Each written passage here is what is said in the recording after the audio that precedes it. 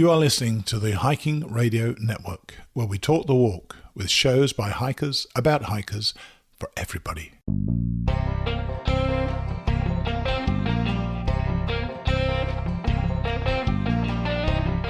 This is the Hammock Hangers Podcast, where we hang out and talk about everything from hammocks and hammock camping to the group hangs from around the country.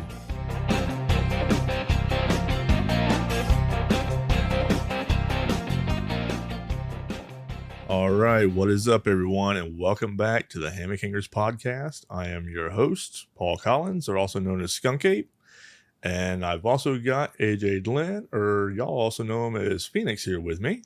How you doing, Paul? What is up? All right, so last week, when AJ and I was going over our trip reports, so we, for our little mini vacations, AJ had mentioned that he would like to do an episode, strictly just talking about hammock stands. And so that's what this week's episode is going to be, because he's getting ready to go on another mini vacation. No, this vacation is not a mini vacation. This is a full-blown vacation. This is the full-blown vacation. Do you ever work? There's nothing mini. Oh yeah, you gotta work. I mean, do you ever work?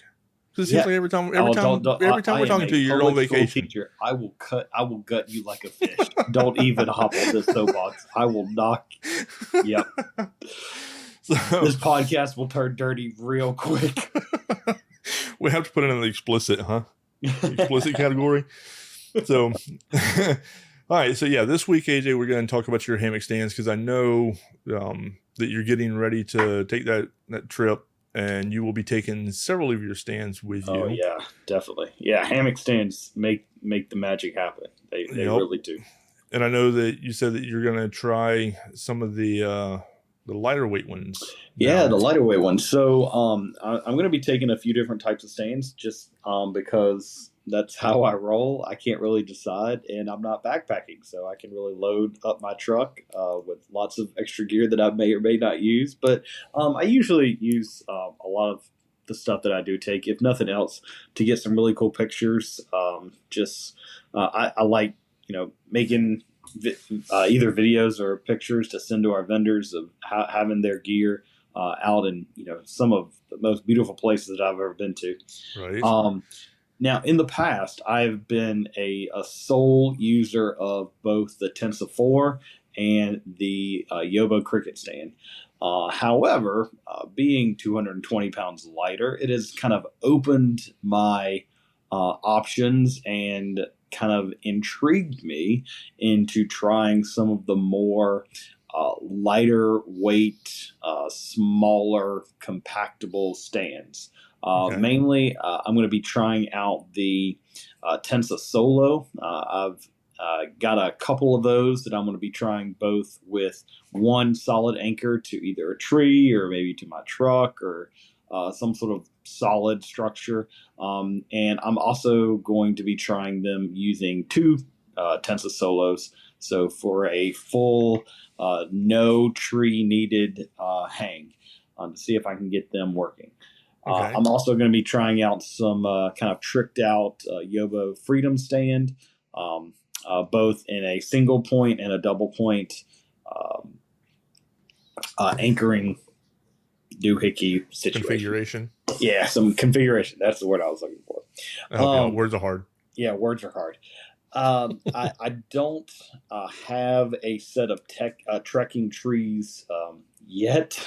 I really, there's probably not too much difference between the Tensa Solo and the trekking trees as far as like setup and kind of how they work. So if I'm really successful with the Tensa Solos, then I might venture out and get a set of trekking trees. Is that the excuse you're going to use? Yeah, to get that's a set? what I'm. I mean, hey, this worked. I don't know. I've got to get a set. I mean, I can say that I couldn't really justify the amount that I would pay for them for the amount that I would use them, but I could say that about, a good significant percentage of most of the gear that I have. But our buddy Chino, he just got his own pair of trekking trees. Did he? Yeah, they just came in, and so I thought about like bumming his, but you know, Why not? he's not hammock camping in Florida right now. No one Oh is. God, no. We're in the Oh triple Lord. digits. We were in the triple digits today. It was 102 here today. Yeah, I think the heat index where I was today was 115. That is nuts. Yeah, I went outside and I was like, "That's a nope." I turned right back around. I was like, "I will do inside chores today." I had to take some stuff down to the post office. I got out of my truck and just walking from the truck to the post office door broke a sweat. Oh, it was terrible. So I am really, really looking forward to going out west because I want to be anywhere other than Florida right now. Because it is, yeah. I'm sure Texas is hot too, though. Texas is usually always hot too. Yeah, so for those that remember me talking about my trip that I took last year, we're pretty much taking almost the same route, but we are stopping in Amarillo again. So we'll probably go to the Big Texan restaurant, which kind of, again, makes me happy and makes me sad because I will not be attempting that 72-ounce steak at any stage of life from here on out. And now I've had 2 years in a row because that I could have, but oh well. But we 72 ounces. We opted for a hotel room in Amarillo just because Amarillo was such a hot, dusty, lonely, miserable place. If we have any listeners from Amarillo, Texas, I am sorry, but I'm not sorry. I was miserable in Amarillo. But I mean, I'm just miserable in heat regardless. On a very positive spin, going out and coming back, out of all the places that we were staying, I think we avoided staying at a KOA at every camp stop with the exception of one. I think we are only staying in one KOA this whole summer. So I'm crazy excited about that. Mainly for the hammocking options. Also, we are stopping at some county parks that have camping. You can't use the hammocking situation as an excuse, though, because you're going to have like 50 stands with you. I mean, that's true. I mean, sometimes it's just easier with a stand. You wouldn't think that, but sometimes just with the way the campsites are set up, right?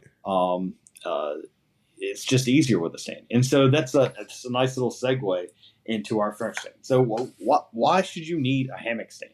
Like, if we have trees, like especially in the southeast, we've got trees everywhere. Why would I need a stand? Well, if you're going backpacking, for one, you're probably not going to take a stand unless you're taking some of the really, really lighter ones that are still kind of heavy for, backpacking. I mean, you can speak a little bit more to that than I can. I mean, would you hike the AT with I wouldn't stand? I wouldn't the AT only because I know there's trees, but I mean, if I was going on a hike that I wasn't sure had trees, the whole way, and that there was going to be a huge section, I would probably have somebody do like a mail drop at a certain point where I would need to stand. Mm-hmm. But then it would probably be, one of the lighter ones. I mean, I definitely wouldn't take, certain ones. You wouldn't take a hive with you. No, I wouldn't take a hive. Wouldn't. I know the Tensas. The Tensa 4s? Yeah, the Tensa 4s. They're fairly heavy. Yeah, like 11 pounds. Right. But like that. Right.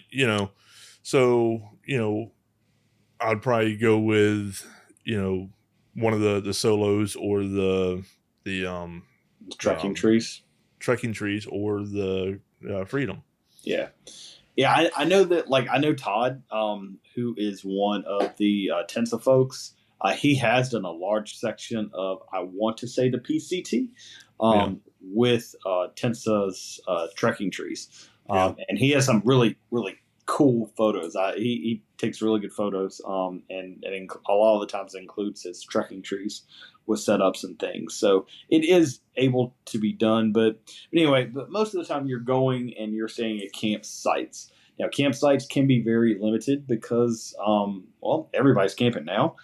so you don't get a kind of a free choice of what is best for you to hang. Sometimes you get what you get. Right. And it's either you stay there or you sleep in your car in a Walmart parking lot. Either situation, you're not going to be hanging if you don't have a stand. And when we were at Shenandoah, the campsite, it had trees that we could have used. But just the way the picnic table, which was anchored to the ground where the fire pit was, it just wouldn't work out at all if we didn't have the stands. And the stand allows you to really kind of set up camp in any way that you want, especially if you're using something like the Cricket gives you upteen bajillion different setup options because it's completely self-sustaining. Right. Same thing with the Hive. Yeah, if you don't like this where you set those up, you can just pick it up and move it. Just pick it up and move it. And the Tensa the Tensa 4 is pretty good with that too. The thing that I like about the Tensa 4 compared to some of the like the Solo or the Freedom is it really can be anchored with just one anchor on each side. am not quite sure on the science behind all of it, but I do know because of the way the weight is distributed throughout the stand, you are putting significantly less stress on those lines and in turn that stake or that anchor point on either side than you would from either a bipod or a monopod stand like the Freedom stands or the Tensa Solo or Trekking Trees. Gotcha. Also, sometimes you might run into park rangers with that either actually have issues like state law says that you can't hang at this property, or sometimes they just might have a chip on their shoulder and they won't let you. And, you can either fight it out and you sometimes might win, sometimes not. But sometimes just regulations just won't allow you to camp the way that you had planned on camping. Right. Sometimes there's just room. For example, when we were camping in Shenandoah, there was 4 of us hanging, and not a lot of time that you're going to have, 4 perfectly placed trees that the campsite is big enough that you're going to be able to hang 4 hammocks and 4 tarps and guy lines and all of that. So stands really allow you to choose your own adventure and set up camp that would be the best situation for all involved. So everyone can have a good night's sleep and can really have that shelter either away from the storm or, whatever have you. Also, and this is the biggest one for me, and it sounds silly.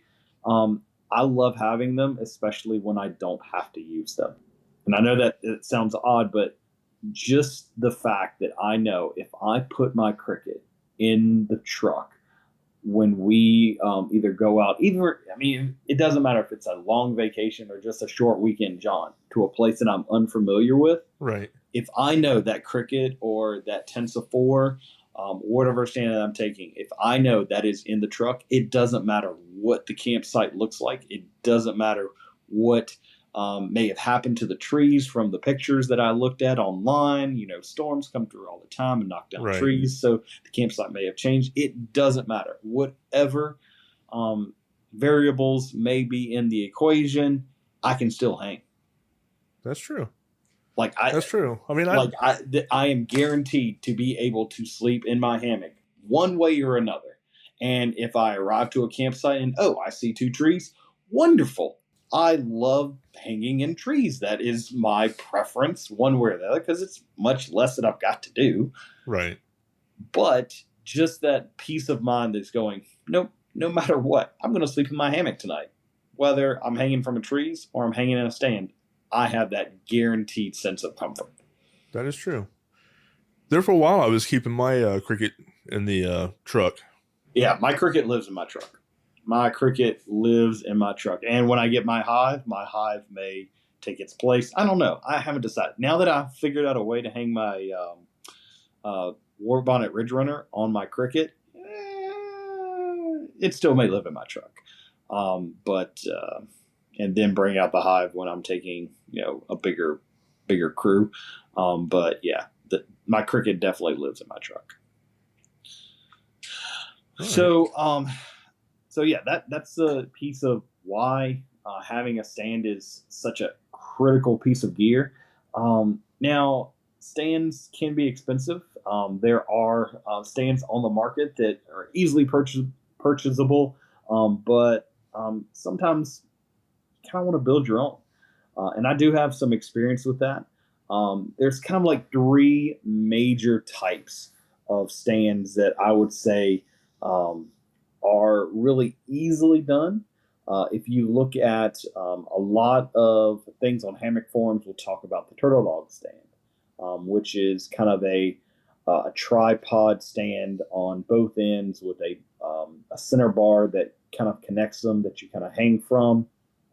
And I actually personally know one of the people that kind of spearheaded the design of this stand.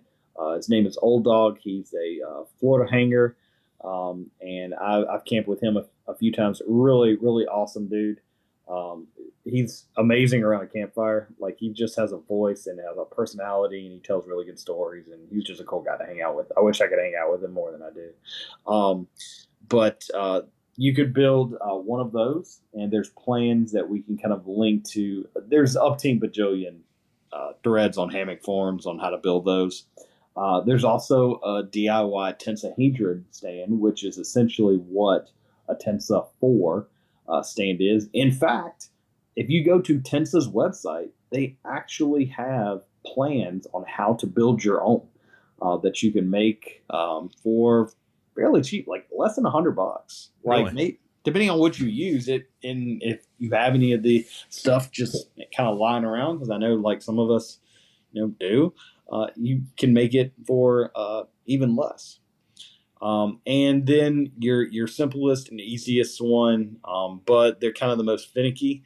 You can make a bipod or a monopod stand, which essentially is you've got kind of an upside down V on both sides that you kind of anchor out, either 2 points or 3 points, and you kind of hang between those. Same thing with a monopod. You can kind of put a singular pole down and then kind of stake out from there and anchor to another point, so you can hang either from 2 monopods and a permanent structure, kind of like a tree, or you can have 2 monopods and you can hang exclusively like from the stand.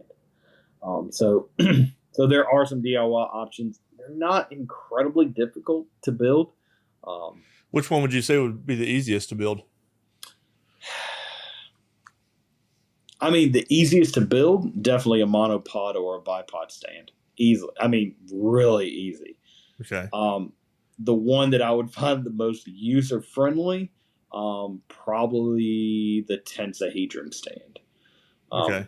I have never personally built a tensahedron stand, but I love my Tensa 4s, and they just kind of work. I can imagine if you had something that wasn't as fancy and collapsible as something from Tensa, the concept works really, really well. Okay.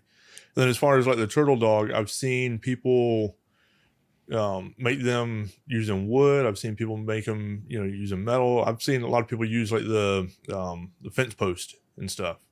Yeah. So when I made mine, I want to say I made the legs of 1 inch aluminum conduit or steel conduit pipe. Okay. And then my center pole that runs in between the tripods was a top rail, like a chain link fence top rail. Right. And that was kind of and you can get them with the male and female side, so that piece kind of breaks down, so you don't have like a long 10-foot. That's what I was referring to whenever I said fence post stuff. Yeah, the top rail, the chain link. Yeah. And people make them out of the. They do make them out of wood. I don't know if it's a 1x1 or a 2x2. I want to say it's a 1x1, but I mean, if you're doing wood, I don't know. You gotta make like I don't know really that I would good trust a wood 1x1. choices. Yeah, Because I wood mean, by really, a one. 1x1s are really. I mean, when you measure them, they're only like 3/4.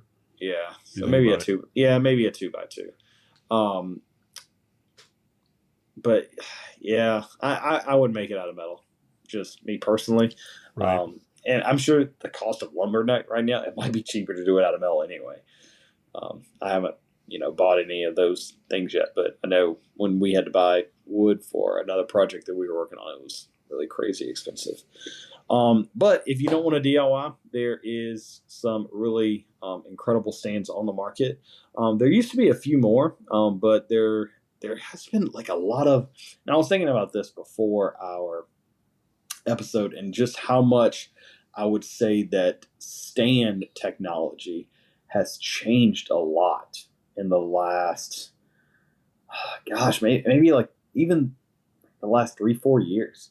Right. I remember when there were some commercially available stands, the really two big ones that most people got, they got the Tato stand, which was essentially a commercialized turtle dog stand. I owned one. Some people really, really loved them. I know our friend. I'm blanking on some names here. Good friend. Yeah, I have so many friends that I'm just, but I know a lot of people that have bought them and have really, really, really liked them. Me personally, I hated my Tato stand. What was it? What was it you hated about it? So I've heard you say that on a couple of times. I have. So I made a DIY turtle dog stand before I bought the Tato, because I thought, oh well, that I couldn't do what some company could do, but my DIY version was so much more stable. Really? It was in a way easier to set up, for if that makes any sense. Okay. I had the Tato stand dump me like 3 times. Really? And that top rail bar fell on my head. Now, granted, on the flip side, I have also broken a turtle dog stand where now again, this was 220 pounds ago, but I have had one collapse on me. That was fun too, because I bent the center bar.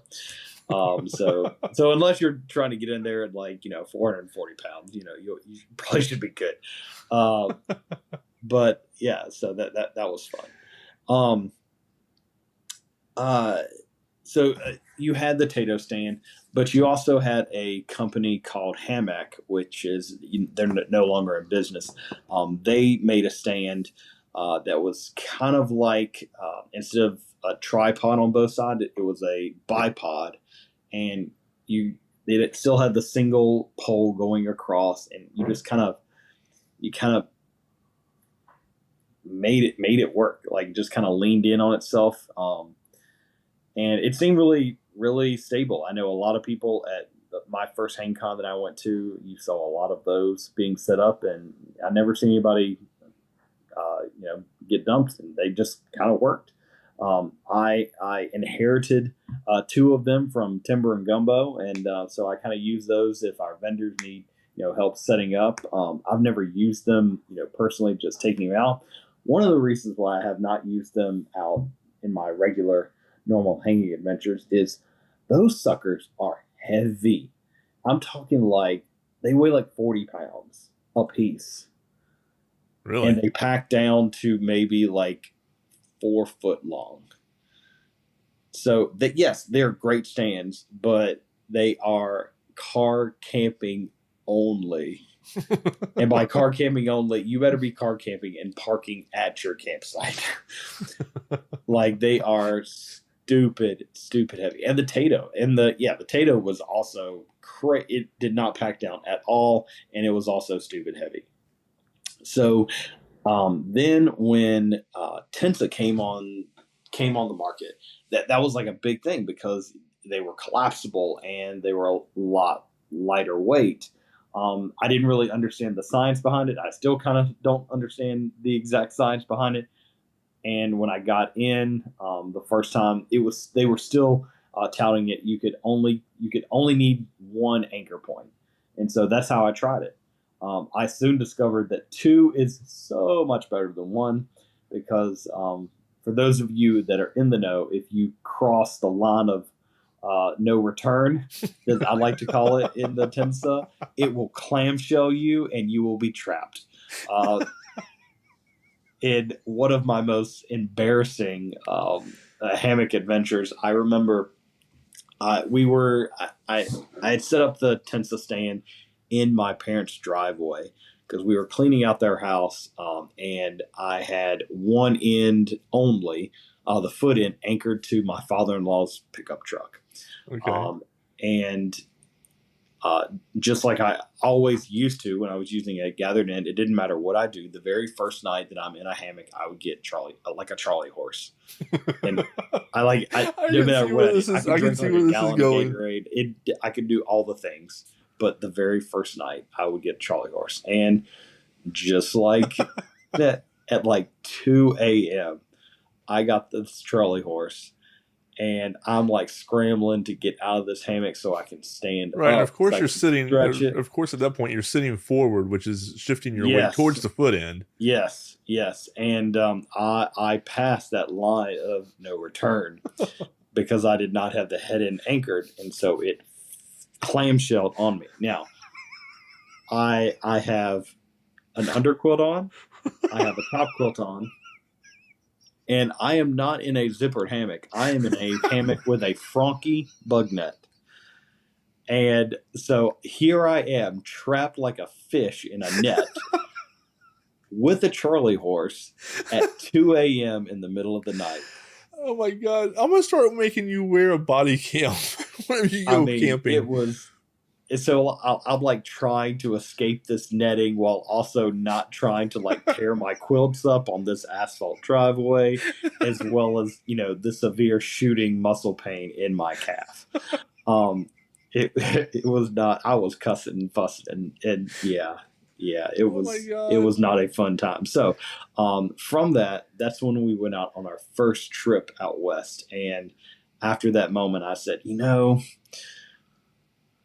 I know they said you can hang with only one anchor, but you know what?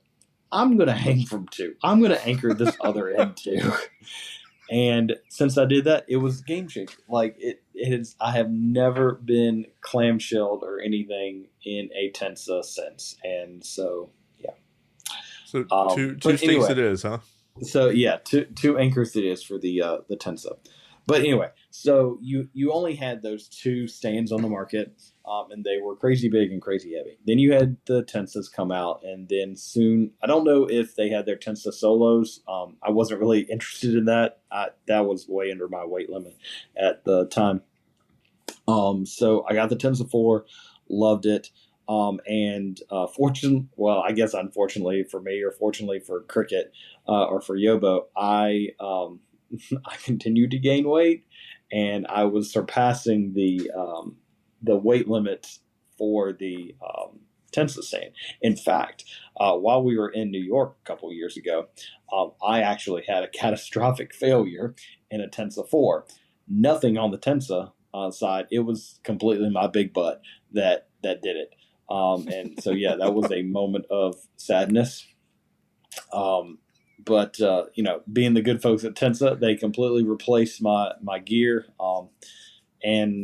So when that happened, I immediately looked on the internet and was like, is there any other stand out there that I could use? And I found the Cricket, and I've been kind of using that ever since. And now, since I'm half that person, I'm now looking into some of the lighter stands just for my own personal benefit. Now that I can, kind of how I ended up in a bridge hammock. Why? Just now I can, so I'm gonna give it a shot. But as far as the stands on the market that are readily available that I would personally recommend and use, if you're looking for Yobo, the Freedom stand is going to be the lightest weight. Next is going to be their Cricket, and here very, very, very soon, I'm going to get my hand on one of their hives as well. That should be hopefully being kind of shipped out within the next month or so. Hopefully with everything going good for that. And if you don't want to go with Yobo, there's also Tensa Outdoors. They have their Tensa 4 stand, their Tensa Solo, and their trekking trees, which are doubles as uh, trekking poles Gotcha. that can be converted into a stand.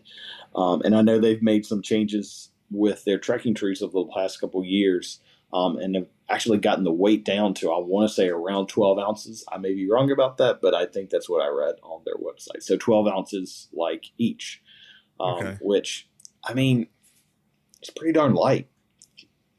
Yeah.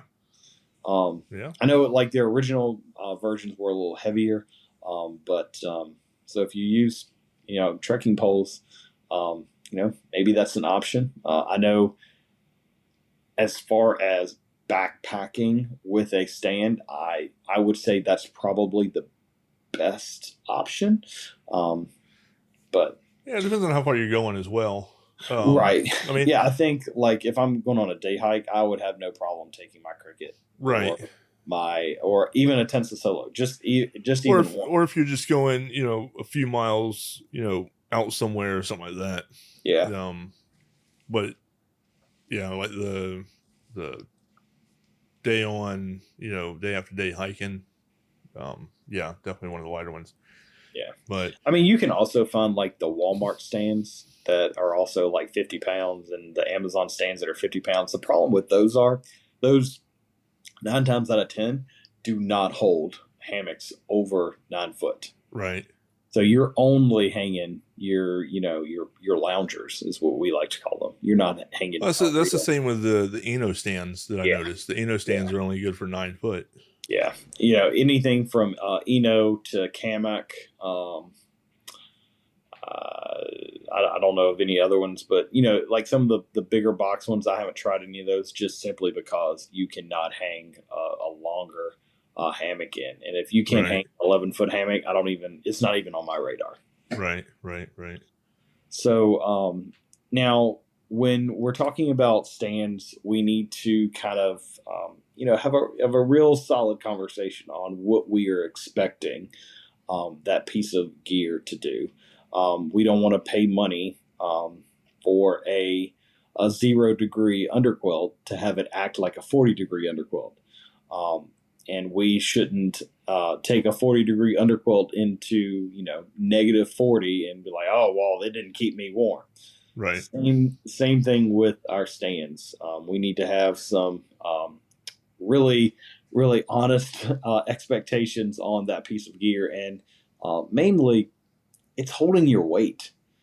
Right. Like that piece of gear is holding not only your static weight, but your dynamic weight, and it's the weight that you are putting on it from the hammock to when you're getting in it to after you've laid down. All of that dynamic weight and that dynamic tension changes. It's not just saying, oh well, I weigh 150 pounds, it should be fine. Well, by the time you lay 150 pounds, but if you jump in your hammock, the dynamic tension of whatever stand you're using is going to be a lot more than 150 pounds, even if it's for a split second. Well, I mean, that's just like when you're sleeping. Not everybody sleeps perfectly still. You got to move some in your sleep, and so you definitely want to make sure that the stands that you get are gonna work right when stuff like that happens. Yeah, and so you need to think about we talked in the past as you used to call like me a former big guy, which still is very vague and kind of weird for me to comprehend. But if you're 400 pounds, you're not going to use a Tensa Solo. Right. It's not going to work out for you, friend. And but the cool thing is there are some other stands like the trekking, or not the trekking, but the Hive. They haven't released official numbers, but it holds like a crazy. Like it held me, you, and Cal all at the same time. Not to mention, at that one point, Cal even stood up to surf it, so you had all that weight that was shifting and moving around. Yeah, I mean, so the Hive is just a tank of a stand Right. that's completely freestanding. That's one of the things I'm so excited about the Hive. Let me just you go need ahead. to have like Hold expectations on what you're getting into. Right. Now, with that I just said, though, let me go ahead and just say this also. Okay. I said that about, Cal standing up and surfing and all that with 3 of us in there. We do not. That is not personally condone- recommended to do. That was just 3 idiots getting together and He's acting the owner a fool. of the company. Who is he going to sue? Himself? Right. And AJ and I are just idiots that went along with that's it. That's true. Hey, let's try this. Okay, let's do it. We just do whatever Cal tells me to do. So yeah, I mean, if you're using the piece of gear like it's intended to be used with some good conscience, it Right. should, hold up. But you've got to have like, oh, well, I wanted to hold 400 pounds, but I only want to spend $100 and I want to order it from somewhere. Well, you're not going to, you got to pay a little bit if you want like the higher weight rating. Right. You got to pay a little extra if you want the freestanding.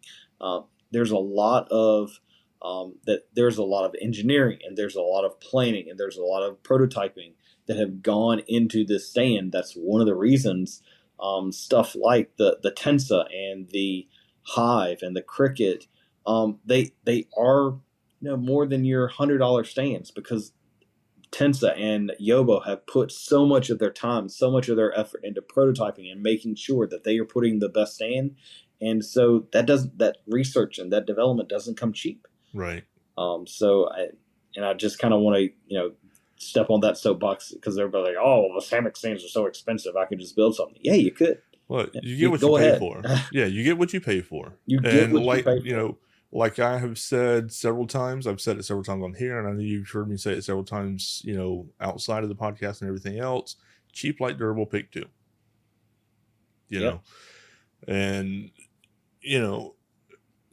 I've heard it a lot too. I mean, I actually just saw a post on Facebook. Somebody was looking for something. They want this and this and this and this, but hey, I've only got $100. What can I get? Well, here's what you can get. Can I get a backpacking? Can I get a sub 10-pound backpacking kit for hiking the AT? But I only have like $200. Right. And I need 175 of that for the meals whenever I'm out there on the AT. Right. You need to set your expectations. Yeah, you got to be reasonable with it. Yeah. And one of the key components of most stands out there, with the exception of the Cricket and the Hive, because they are freestanding, but any stand that you need your anchoring is you need to think about your anchors and the type of ground that you are going to be setting in. This is going to be the make or very literal break of your stand experience. So you wouldn't want to use like a 4-inch, just a little 4-inch tent stake and say sugar sand? No. Yeah, that wouldn't work. That wouldn't work too well. I know.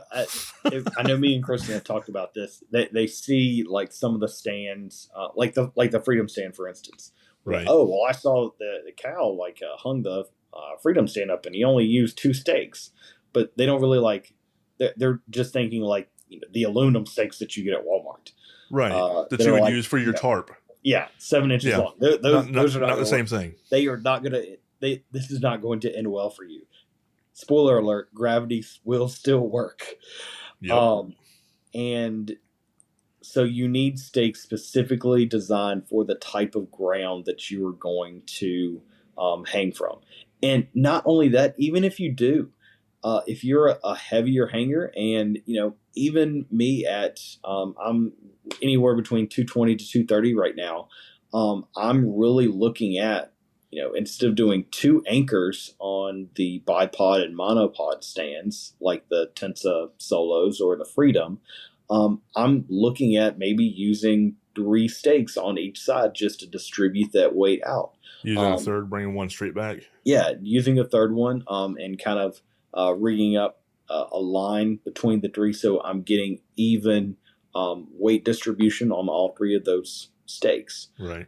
Because I was playing around with my Freedom stand and my Tensa Solos in my backyard, and we live in Florida, and 90% of our ground is sand. I mean, it's not like beach sand, but it's still pretty sandy.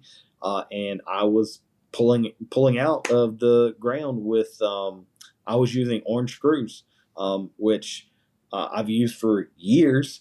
The big orange screw that you can get from Tensa, or you can get them from I've gotten mine from Ace Hardware. You can get them from Amazon. They're I got some of them REI. Yeah, REI. You want to get the large ones, right? That only come in a 2-pack. They're about $25-$30 depending on where you get them. But they work really great. But I was using those, and I was using 2 of those on each side, and they were ripping out. Yeah. So if you were in sandy soil, I would say look at the sand spade stakes that Yobo makes. Those things are beast. Those things are tanks. If they pull out of what you're trying to hang in, God just did not design you to hang there today. Right. I mean, the way that those are neat too, because the way that they're designed, the cable actually attaches to the spade part of it, so you can actually pull the stake out once you've got the spade buried and everything, and you're basically burying the head of a shovel. Yeah. And that's what you're pulling against. So that's why they work so well, because it spreads out and grabs a lot more of the ground from underneath. Yeah. I would say beyond sandy soil, the orange screw is my favorite. There's also, you can get what's called Peggy pegs, and that they're actually from a company out of Australia. You can order them through Tensa, or you can. I found some on Amazon that you can order. They do take a little bit longer because they're shipped from Australia. Both of those work good for most other soil. Now, with the exception of that, is for example, really, really hard soil. We were in Glacier last year, and I was trying to screw my orange screws into the very hard dirt out there, and Did you break it? I didn't break it. I busted that thing it never did break, but there's definitely a bend, a catastrophic will not go in straight bend at the end of that thing, and it didn't. So what did you end out. up using? What do you recommend? What do you recommend for the hard soil? So the hard soil, again from Tensa, they make something called boom stakes. Okay. And the boom stakes are really, really cool. I'm really looking forward to using them out west this year. There are either a 30 millimeter or centimeter or a 40 centimeter titanium stake. Okay. Just a smooth bore stake that you drive into the ground, but you drive in through a boom, which is an aluminum pole that goes out.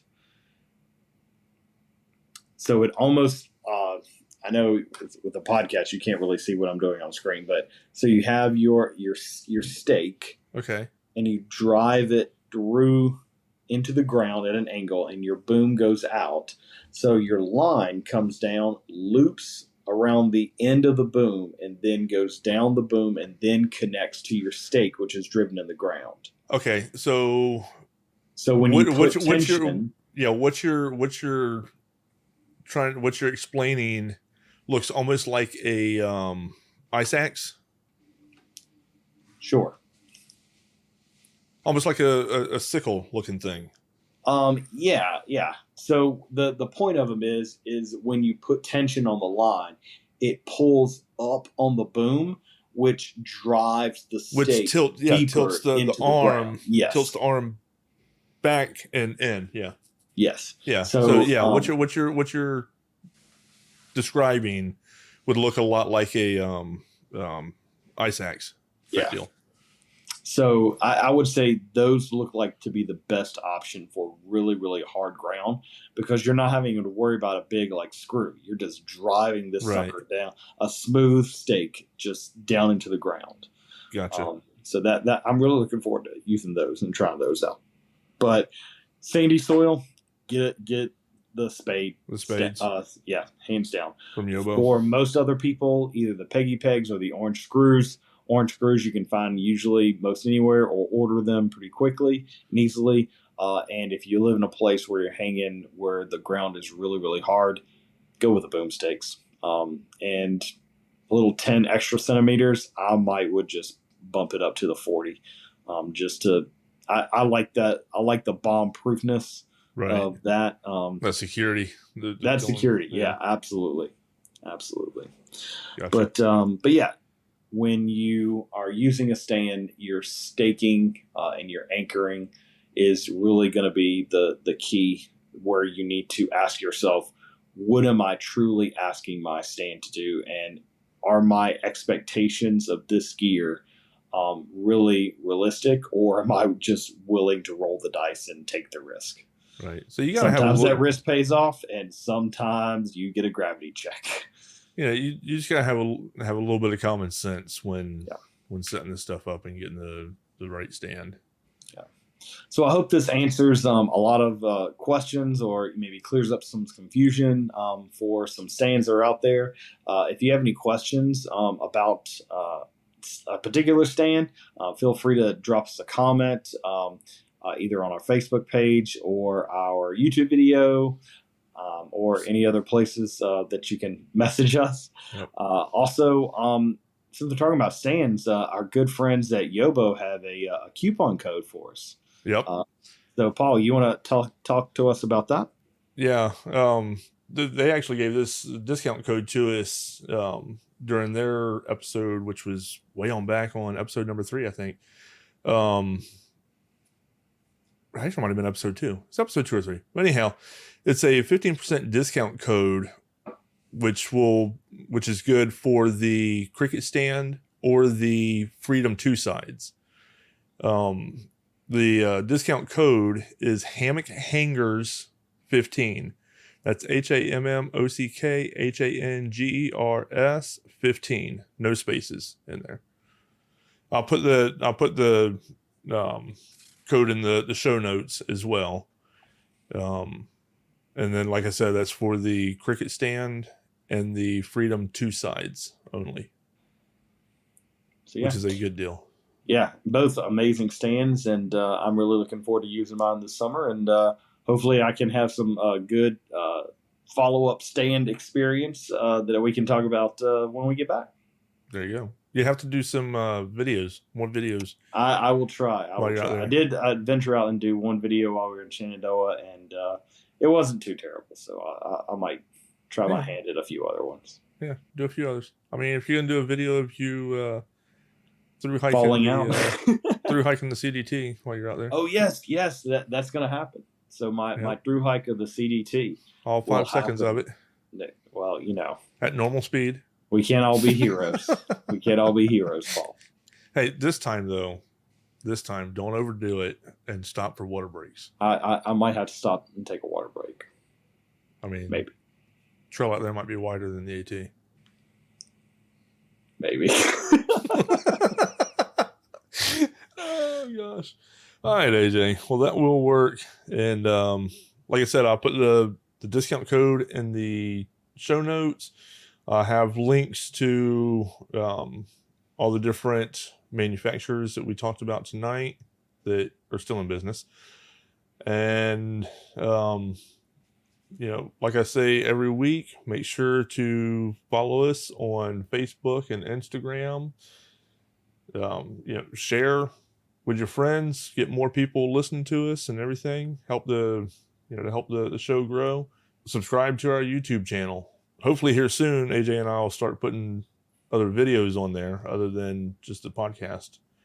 So you'll want to subscribe, and that way you can catch those as well.